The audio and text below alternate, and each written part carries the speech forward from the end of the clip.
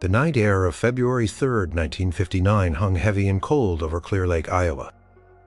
But it wasn't just the winter chill that bit at Eliza's skin, it was the silence. A silence deeper and more profound than any she had ever known. Just hours before, the radio waves had hummed with the joyous, rebellious rhythms of rock and roll. Buddy Holly, Ritchie Valens, the Big Bopper, their voices had filled the small towns and sprawling prairies, making young hearts beat faster, making feet tap, making dreams feel possible. Now those voices were gone. Eliza, barely 17, sat huddled by the crackling radio in her family's living room, listening to the somber news reports repeat the same devastating words: a plane crash. A small rented Beechcraft Bonanza gone down in a cornfield, no survivors. The winter dance party tour, meant to bring warmth and energy to the cold Midwest, had ended in tragedy. Her parents were asleep, oblivious to the world, shattering news that had kept Eliza glued to the static and hushed tones of the late night. DJ. She had loved Buddy Holly's glasses and his cool, almost shy demeanor. Ritchie Valens' raw, vibrant energy had set her soul on fire, and the Big Bopper with his boisterous personality had always made her laugh. They weren't just musicians. They were the architects of her generation's sound, the soundtrack to her burgeoning dreams. A tear traced a cold path down her cheek. It wasn't just sadness. It was a feeling of emptiness, a void where vibrant melodies used to be. It felt like the music itself had died. Would anything ever sound the same? Would the joy ever return to the airwaves? Unable to bear the quiet hum of the refrigerator or the soft ticking of the grandfather clock, Eliza pulled a worn blanket around her shoulders and slipped out the back door. The cold wind bit at her exposed skin, but she barely noticed. She walked into the backyard, away from the faint glow of the town, and looked up. The sky was a vast, inky canvas, dusted with countless stars. They glittered with a fierce, indifferent beauty, oblivious to the human sorrow unfolding beneath them. Eliza often found comfort in the constellations, tracing the familiar outlines of the Big Dipper, Cassiopeia, and, most of all, Orion. The hunter, with his belt of 3 bright stars, was a constant. In her northern sky, a steadfast companion, in a world that suddenly felt unstable. As she gazed at Orion, her eyes hazy with unshed tears, something peculiar happened. Near the bright star, Betelgeuse, one of Orion's shoulders, a faint, almost imperceptible shimmer caught her eye. It wasn't a star she recognized. It wasn't even a star she could properly see. Not yet. It was more like a ripple in the fabric of the night. A flicker of light that seemed to pulse with a subtle internal rhythm. Eliza blinked, rubbing her eyes. Had her grief made her imagine it? She stared harder. The shimmer was still there, a ghost of a sparkle in the vastness. It was incredibly faint, easily missed, overshadowed by the established brilliance of Orion's familiar stars. No one else, she thought, would notice it, not tonight, with the world consumed by grief. But Eliza, and for a fleeting moment as she stared at that nascent twinkle, a strange, almost imperceptible warmth spread through her chest, a tiny spark in the crushing darkness. It was just a feeling, a whisper of hope, that perhaps even when the music died, something new could still be born. Cold wind howled around her, carrying the silent weight of loss. But in the depths of her heart, a tiny question began to form. What was that light? And why did it feel like a promise? She stayed out there until her teeth chattered, until the cold became unbearable, until the first sliver of dawn began to paint the eastern sky. But the shimmer, however faint, remained. The days following the tragedy blurred into a melancholic haze for Eliza and many others. The radio stations played somber tributes, and the vibrant rock and roll that had defined a generation seemed to have dimmed. Every song, every melody felt incomplete, a reminder of the voices that had been silenced too soon. Yet, despite the pervasive sadness, Eliza couldn't shake the memory of that strange shimmer in the Orion constellation. Every night after her homework was done and her family settled for the evening, she would slip outside, Cold was still sharp, but she barely felt it. Her gaze fixed on the familiar pattern of Orion. At first it was hard to find a mere suggestion of light, but slowly over the course of weeks, it began to grow. It was a gradual, almost shy unfolding. The shimmer solidified into a faint but distinct new star. It wasn't as bright as Betelgeuse or Rigel, but it was undeniably there nestled within the familiar outline of the hunter. It had a unique color too, a soft, almost ethereal blue that seemed to hum with a quiet energy different from the sharp white or fiery red of its cosmic neighbors. Eliza spent hours observing it. She drew it in her sketchbook, marking its position relative to the other stars. She tried to show her younger brother Tommy, but he just shrugged, distracted by a new comic book. "It's just another star, Eliza," he'd said. Dismissively, but it wasn't just another star, nothing even stranger. When she sat outside wrapped in her blanket and strummed her old, slightly out-of-tune guitar, a gift from her uncle, the star seemed to respond. If she played a sorrowful ballad, it seemed to dim slightly. But if she found a chord progression that lifted her spirits, a simple melody that brought a flicker of joy, the star would twinkle a little brighter, its blue light pulsating with a subtle, almost rhythmic beat. It was as if it were listening or perhaps even singing along. News of the new star did eventually reach the scientific community. Eliza would pore over newspaper articles and listen to radio programs discussing it. Astronomers were puzzled. It wasn't a supernova, they concluded, because it wasn't a sudden explosion of light. It wasn't a comet, as it wasn't moving. They theorized it might be a distant, previously unobserved star, flaring up, or perhaps some cosmic dust cloud reflecting light in an unusual way. They gave it a provisional catalog number, a series of letters and numbers, but they had no real explanation. They called it an astronomical anomaly. Public, still reeling from the loss of their musical heroes, paid little attention. A new star, fascinating perhaps, but it couldn't bring back Buddy Ritchie or Big Bopper. The world was still adjusting to the silence. But for Eliza, the star was becoming something more than an anomaly. It was a secret, her secret. It felt connected to her, to the music in her soul. Felt like a tiny distant heart beating in rhythm with her own. She started writing songs again, something she hadn't felt capable of doing since the crash. Her fingers, hesitant at first, found new chords, new melodies inspired by the silent light in the sky. One particularly clear night, as she sat on her porch, the blue star seemed to hum in her mind. It wasn't a sound she could physically hear, but a resonance, a feeling of deep vibrational energy that seeped into her very being. It felt warm, comforting, almost protective. It was an ethereal sound like wind chimes played by stardust or the distant echo of a cosmic orchestra. She didn't know what it meant, but she knew with a certainty that settled deep in her bones that this star was no ordinary celestial body. It was a living, breathing entity, and somehow it had arrived precisely when the world needed a new beacon of light, a new source of music. And Eliza, a simple girl from Iowa, felt an inexplicable pull towards it, a growing sense that her destiny was in some strange way intertwined with its silent, twinkling promise. Months turned into seasons, and the little blue star in Orion grew steadily brighter.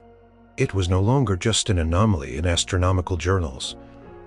It was a recognized, albeit inexplicable, fixture in the night sky.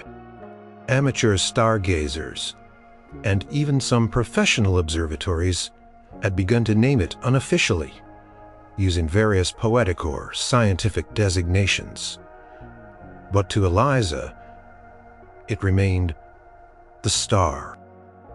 The ethereal melodies Eliza had first perceived, as faint hums, had grown clearer. They weren't like human songs with verses and choruses, but more like pure emotional tones. Sometimes they were melancholic, like the echo of distant sorrow. Other times they pulsed with vibrant energy, a joyous rhythm that made her heart pound. These songs weren't audible to anyone else, existing only in the quiet sanctuary of her mind, a private symphony played just for her. She began to spend more time alone, sitting in her backyard, guitar in hand, simply gazing at the star. She felt a profound sense of peace and connection.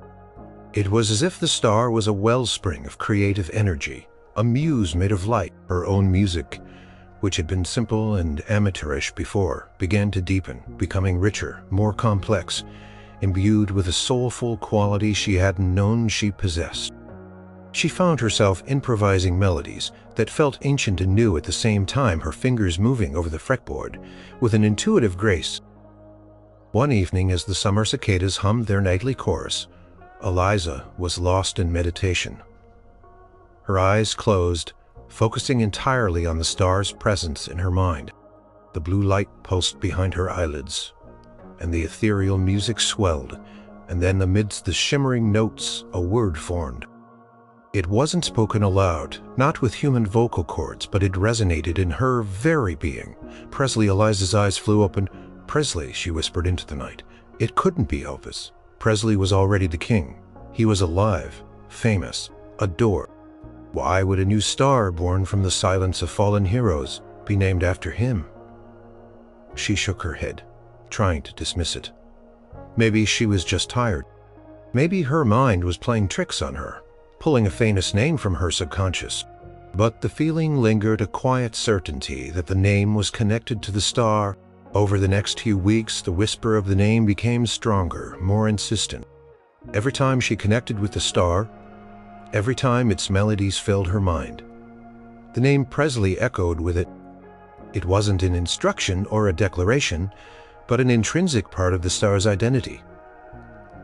Eliza tried to make sense of it. Was it a sign Elvis himself was somehow connected to this phenomenon? Or was it something else entirely? Perhaps the star wasn't Elvis, but the spirit of what he represented.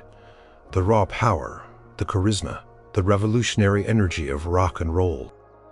The music that had been dealt such a cruel blow on that February night. She tried to explain it to her best friend Sarah during a sleepover. "There's this new star, Sarah, and it feels like music, and I think it's called Presley." Sarah, practical and down to earth, giggled.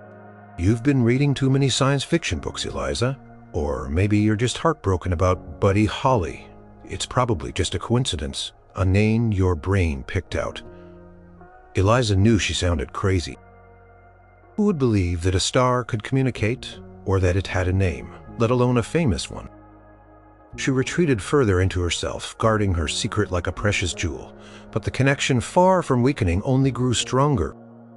She started writing songs that were directly inspired by the star's melodies, weaving them into her own compositions.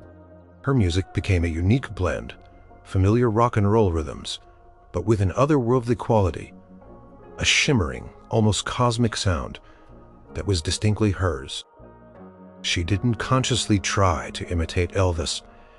Instead, she found herself channeling the raw, untamed passion she felt from the star, a passion that Elvis himself embodied. The name Presley, she realized, wasn't just about a person. It was a title, a banner. It was the torch that would be carried forward, a symbol that the revolutionary spirit of rock and roll would not die. And the star, the celestial Presley, was its eternal flame, born precisely when the world feared. The music had gone silent forever. Eliza knew, deep in her heart, that she was a witness, and perhaps a vessel for its unfolding purpose. By 1960, the Presley star was no longer a secret, even if its name remained Eliza's private understanding. It was a phenomenon. Astronomers had catalogued it as Orion Nova Prime, unable to explain its sustained growing brilliance without the typical characteristics of a true nova or supernova. It was just there, a new constant beacon in the Orion constellation, brighter than anything else in its immediate vicinity, pulsating with that unique, ethereal blue light. It was featured in scientific magazines, discussed on news broadcasts, and even became a subject of late-night talk shows. Nobody could explain it, but everyone could see it. For Eliza, now 18 and preparing for life after high school, the star was more than just a visible light in the sky. It was a constant presence in her consciousness, a silent partner in her growing musical journey. The direct communication she experienced wasn't with words, but with surges of feeling, overwhelming waves of inspiration, and unmistakable urges. When she felt lost or uncertain, a comforting warmth would emanate from the star's presence in her mind, guiding her towards a new chord, a forgotten lyric, or simply a sense of peace. The most extraordinary development, however, began to occur in her dreams. At first, it was just an intensification of the star's light, swirling and coalescing into an indistinct form. But gradually, the form began to take on human characteristics. It was faint, shimmering like heat haze, and utterly ethereal. It wasn't a specific person, not Elvis himself, but rather an idealized, almost archetypal representation of rock and roll's energy.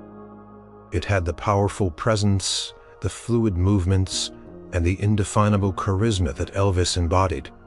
But it was also something more, something universal. It was the very essence of electrifying music made visible. Sometimes in these dreams, the shimmering figure would dance, not with human steps, but with fluid, light-infused motions that felt like the pure embodiment of rhythm. Sometimes it would seem to sing, not with a voice, but with a silent, resonating vibration that filled Eliza's dreamscape with incredible beauty and power. She woke up from these dreams with melodies swirling in her head, complete and vibrant, as if the star itself had composed them and imprinted them directly onto her soul.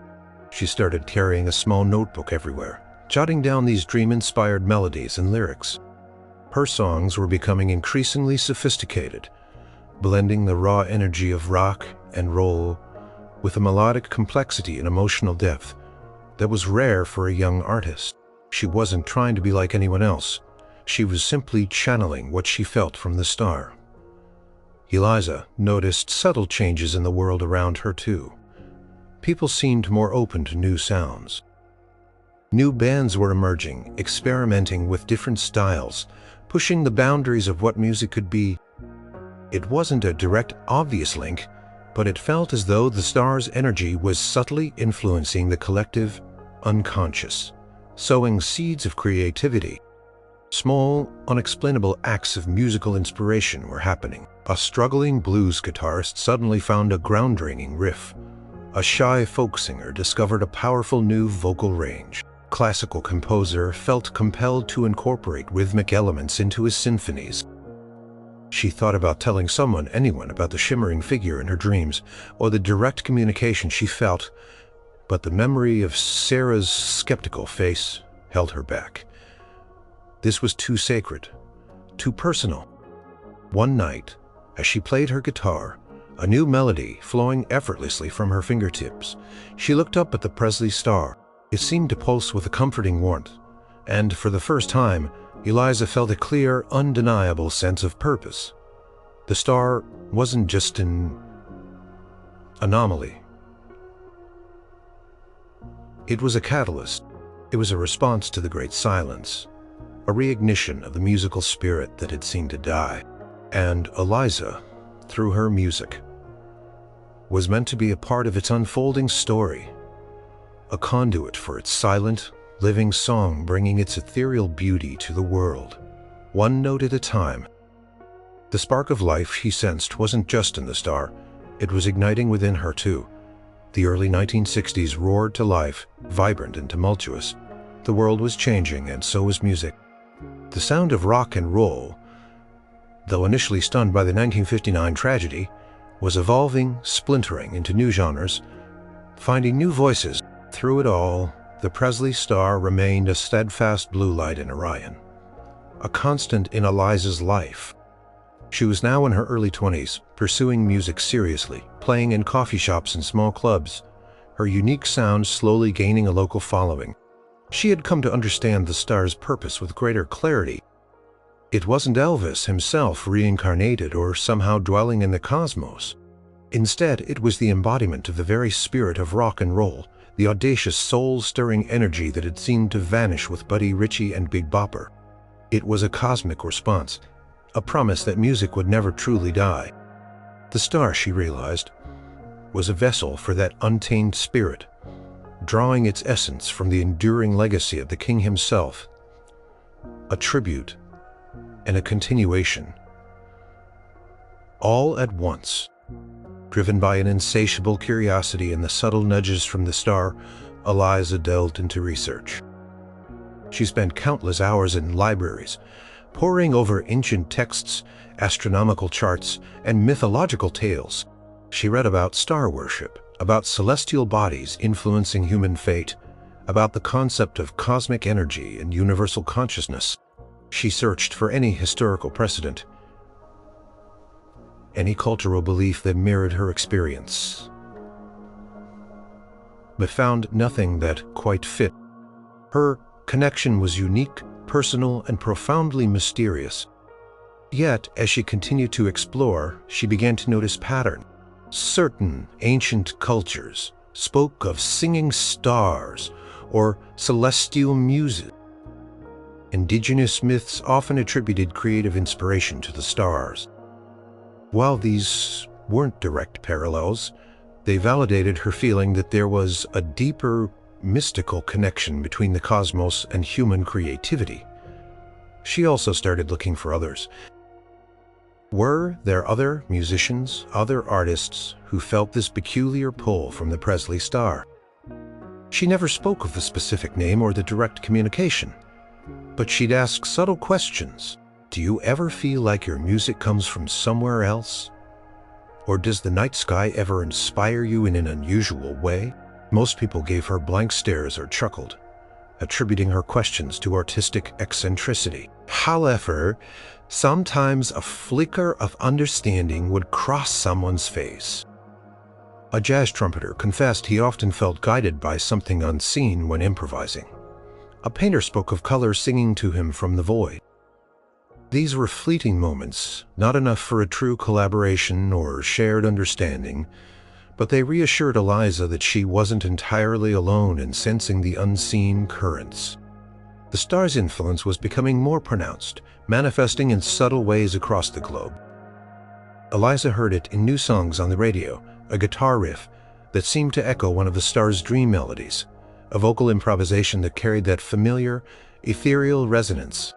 Musicians, seemingly out of nowhere, were producing work that felt strangely connected. It was as if a global chorus was slowly awakening, each voice distinct, but all subtly harmonized by the celestial Presley. She saw it in the rising popularity of music festivals, the burgeoning counterculture, the way young people gravitated towards sounds that spoke to their souls, sounds that demanded to be felt rather than just heard. The star, she believed, was weaving a silent tapestry of inspiration, pulling humanity towards a deeper, more profound connection with music. The Presley star was not just a light in the sky. It was a living, breathing force, subtly shaping the creative landscape of Earth. It wasn't about fame or money or even individual genius. It was about the enduring power of melody and rhythm, the universal language that transcended all boundaries. And Eliza, with her guitar and her secret cosmic connection, knew her role in this grand, silent symphony was just beginning. The earthly connection was strengthening, weaving the celestial light into the very fabric of human expression. By the mid-1960s, the world was alive with new sounds, new rhythms, and a growing sense of unrest and change. Folk music blended with rock, pop experimented with psychedelia, and jazz continued to evolve. In the midst of this musical explosion, Eliza felt the Presley star's influence growing more insistent, more direct. It wasn't just inspiration, now. It was a clear push, a silent command for her to use her own voice, her own music, to spread its message. The message, Eliza understood, was not just about rock and roll. It was about something far grander. It was about the enduring power of music, its ability to heal, to unite, to inspire hope, to transcend sorrow. It was about the love that binds humanity, the kind of love that can make people dance in unison or weep together in shared understanding. The Stars' song was a universal anthem, and Eliza was its earthly echo. She dedicated herself to her craft with a new fervor. She practiced for hours, her fingers callous but nimble. She experimented endlessly, blending the cosmic melodies she received with earthly instrumentation. Her songwriting became more focused, her lyrics imbued with a sense of wonder, loss, and ultimately profound hope.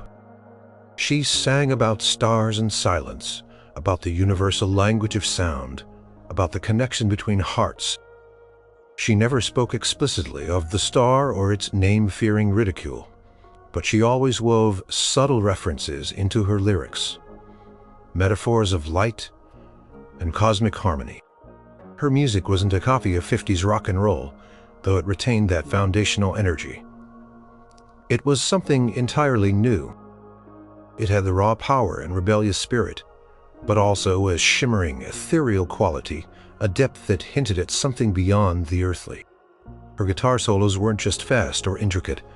They seemed to sing, each note infused with the star's unique resonance, evoking vast cosmic landscapes and intimate human emotions all at once. Her voice, strong and clear, carried a warmth that was both comforting and captivating when she performed. The audience felt it. They couldn't explain it, but her music resonated with them on a deeply personal level. People would close their eyes, swayed by the rhythm, transported by the melodies. There was a sense of liberation in her sound, a feeling that anything was possible. Concertgoers would describe feeling a strange, uplifting energy, a warmth in the air that was more than just the crowd's excitement. One night after a particularly powerful set at a small club, a young woman approached her. "Your music, it feels like it comes from the stars," she said, her eyes wide with a mix of awe and recognition. "Like there's a light guiding you," Eliza smiled. A genuine, heartfelt smile. It was the closest she had come to confirming her secret, and the woman's understanding heartened her. The word spread. People began traveling to see Eliza perform. Record labels, initially hesitant about her unconventional sound, started to take notice. Her music wasn't fitting neatly into any existing genre, but it was undeniable. It was captivating, intriguing, and profoundly moving. Eliza knew this was the stars' doing. It wasn't about her becoming famous for fame's sake. It was about her becoming a voice for its silent symphony, an earthly echo of its cosmic song. She was a channel, a bridge between the celestial and the human, proving that even after the profound silence of loss, the music infused with new life would forever find a way to live on. The song's echoes were spreading, carried on the airwaves, resounding in the hearts of a generation. By the late 1960s and early 1970s, Eliza had become a celebrated musician.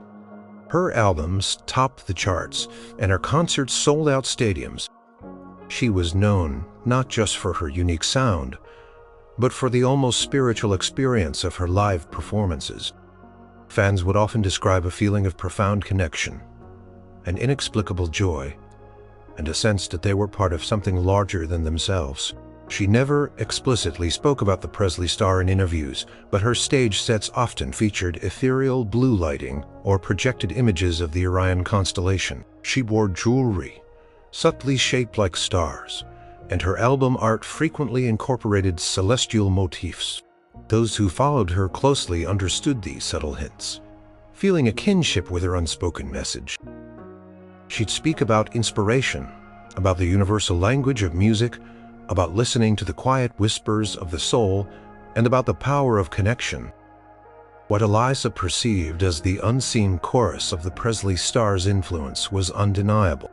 Around the world, artists were experiencing bursts of creativity, pushing boundaries, and creating music that felt fresh, soulful, and deeply resonant. Rock, folk, soul funk, all genres seemed to be infused with a new energy. There was a palpable sense of musical renaissance, a feeling that humanity was tapping into an endless wellspring of creativity. While most people didn't connect this surge directly to the Orion Nova Prime, as the scientific community now officially called it, the star itself had become a well-known astronomical curiosity. It was routinely mentioned in astronomy reports, its inexplicable presence and steady brightness.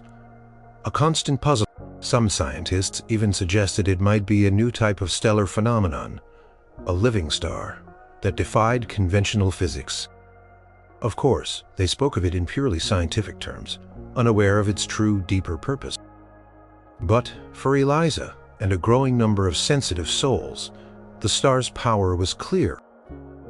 It was responding to the collective joy, the shared creation of music. Every concert, every new song released, every moment of pure, unadulterated musical expression on Earth seemed to make the star shine a little brighter. It was a symbiotic relationship. The star inspired, and humanity, in turn, fed its light with their creativity. Eliza herself felt the star's presence most intensely during her performances. There were moments on stage when she felt entirely consumed by its energy, her fingers dancing on the guitar with a grace and power she knew wasn't entirely her own. Her voice, with soar-reaching notes and infusing them with emotions that felt universal. In those moments, she was no longer just Eliza. She was a conduit, a vessel for the cosmic melody that resonated from Orion. She understood that the star wasn't just a symbol of the music's rebirth after 1959. It was a living testament to its enduring power. It was a reminder that, even in loss, even in silence, music could ignite anew, a star blazing brightly, guiding generation. The unseen chorus was growing louder, a symphony played by countless artists around the globe, each contributing to the star's radiant energy, ensuring that the music would never, ever truly die. Eliza was merely one voice in this grand celestial choir, but a powerful one, carrying the light forward.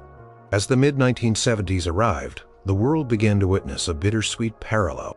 While the Presley star in Orion shone with unwavering brilliance, a beacon of hope and renewed musical vitality, the earthly king Elvis Presley himself began to show signs of decline.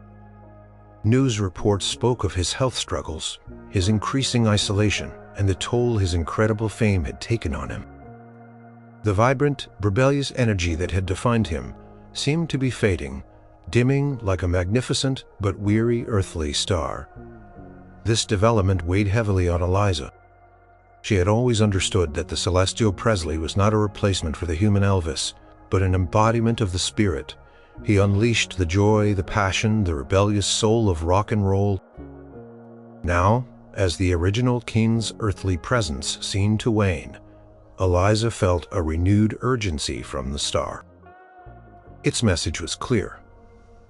The essence Elvis embodied, the power of his music, the profound impact he had on the world, that would live on, carried by the celestial light. The star wasn't taking over Elvis's legacy. It was safeguarding it, ensuring its immortality beyond one man's life. It was a promise that the music would transcend mortality, evolving and thriving for future generations. Eliza felt compelled to make a powerful statement. She began planning a major performance, a monumental concert that would be broadcast globally. It wasn't just another show, it was meant to be a dedication, a celebration of the enduring power of music, a testament to its resilience and eternal flame. For this performance, Eliza meticulously designed the visuals to subtly incorporate the Presley star. The stage would be bathed in deep blues and purples evoking the night sky. Star patterns, specifically the Orion constellation with an emphasized blue star, would be projected onto massive screens behind her. Her new album, released shortly before the concert, featured songs that spoke directly to the themes of loss and rebirth, of cosmic inspiration and the undying nature of sound. One song in particular was a hauntingly beautiful ballad titled Orion's Promise, its lyrics hinting at a guiding light born from tragedy. Rehearsals were intense, but Eliza felt an incredible surge of energy from the star. It was as if every note she played, every lyric she sang was being amplified by its cosmic power. She envisioned the star, pulsating with every beat of her heart, with every strum of her guitar. Her band members, too, felt it. They often commented on the unusual vibe during rehearsals. A sense of unity and power that went beyond their individual talents. As the date of the concert approached, the world's attention was captivated, not just by Eliza's rising fame, but by the growing concerns surrounding Elvis Presley. There was a palpable sense of unease, a looming shadow over the music world. It felt to many like another day the music died was approaching. A profound sense of loss for the king who had changed everything. But Eliza knew better. She knew that while the earthly king might be fading, the celestial Presley was thriving, ready to illuminate the path forward. Her concert was a defiant act of hope, a testament to the unyielding spirit of music, a promise that even as one era ended, another eternally bright would begin. King's legacy would not die. It would ignite a new star forever shining in the cosmic expanse. The day was August 16th, 1977. The world awoke to shocking news. Elvis Presley, the king of rock and roll, had died. Profound silence fell over the globe. A collective gasp of disbelief and grief. For many, it felt like a terrible echo of that fateful day in 1959. The music, it seemed, had died once more, taking with it a colossal figure. A true legend. Radio stations played tributes. Television channels showed endless montages of his iconic performances, and fans wept openly. In the streets, the world was in mourning. Eliza, despite her unique connection to the celestial Presley, the death of the human Elvis was a deeply sorrowful moment. He was a pioneer, an icon, the very embodiment of the music she loved. She sat by her window, looking at the bright afternoon sky, tears streaming down her face. Then it happened. Just as the news of Elvis's passing was dominating every airwave, every newspaper headline, a phenomenon unlike any seen before unfolded in the sky. Presley's star in Orion, which was visible even in daylight due to its extraordinary brightness, began to flare. Not a slow, gradual increase, but an unimaginable burst of brilliance. It wasn't the violent, destructive explosion of a supernova, but a radiant, defiant, celebratory flash of light and energy that momentarily outshone the sun. Its ethereal blue light pulsed with an intensity that defied all previous astronomical observations. For a brief, breathtaking moment, the entire world saw it. From bustling city streets to quiet farmlands, from distant deserts to icy tundras, the Presley star blazed in the daytime sky, an undeniable, awe-inspiring spectacle. People stopped what they were doing, gazing upwards in stunned silence. Some gasped, some cried out, some simply pointed their faces, etched with wonder. Cameras malfunctioned, unable to capture its raw intensity. The light was not harsh. It was warm, comforting, yet undeniably powerful, radiating a feeling of immense love and life. It lasted only a few minutes before receding to its usual, still extraordinary brightness.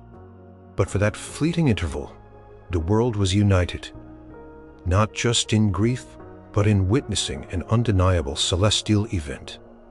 A cosmic exclamation mark, news reports immediately scrambled. An unprecedented stellar flare, a unique cosmic energy burst. The explanations were clinical, but the public's reaction was deeply personal. Many interpreted it as Elvis's soul ascending to the heavens, a final, magnificent farewell. Others felt it was a sign, a promise, that his spirit and the music he embodied would live on forever. Eliza, watching from her window, felt an epiphany wash over her. A wave of understanding so profound it left her breathless. The star wasn't just a tribute, it was the continuation. The music could never truly die, as long as there was passion, creativity, and the human spirit yearning for connection. The king had passed, but his legacy, the essence of his unique spirit, had ignited a cosmic beacon that would forever shine, a symbol that even in loss something new and beautiful could ignite. It was not an end, but a glorious, defiant beginning. The music she knew lived on bright and eternal, a guiding star in the Orion constellation. Decades passed. Presley's star remained a constant, brilliant fixture in the Orion constellation. It was no longer just an astronomical curiosity. It had become a cultural icon, a symbol of hope and enduring creativity. Scientists still couldn't fully explain it, labeling it a unicate stellar phenomenon, but its consistent, comforting blue light was a familiar sight in the night sky, often pointed out to children as the music star. Eliza was now an elder, a revered musician whose career had spanned generations. Her music had evolved, but it always carried that distinct, ethereal quality, that shimmering blend of earthly rhythm and cosmic harmony. She still performed, her voice perhaps a little softer, her fingers a little slower, but her presence on stage was as captivating as ever. In her later years, Eliza began to speak more openly about her connection to the Presley star, not with wild claims of direct communication, but with a gentle, profound wisdom. She spoke of how in her darkest moment of grief, a light had appeared, a reminder that music, like the stars, was eternal. She spoke of how it had inspired her, guided her, and had helped her understand that true art transcends individual lives, becoming part of a universal legacy. And people listened. In a world increasingly saturated with fleeting trends, Eliza's message resonated. Her story, once dismissed as youthful fantasy, now felt like a comforting truth. Fans would bring her drawings of the Presley star, or tell her how they felt its energy in their own creative pursuits. She had become a living bridge between the tangible world and the cosmic mystery, a testament to the power of belief and the enduring spirit of music. The star continued its silent work, subtly inspiring new generations of musicians. A young guitarist in Tokyo felt an inexplicable urge to combine traditional Japanese melodies with rock riffs. After gazing at Orion, a budding singer doctor in London heard a haunting, beautiful chord progression in her dreams.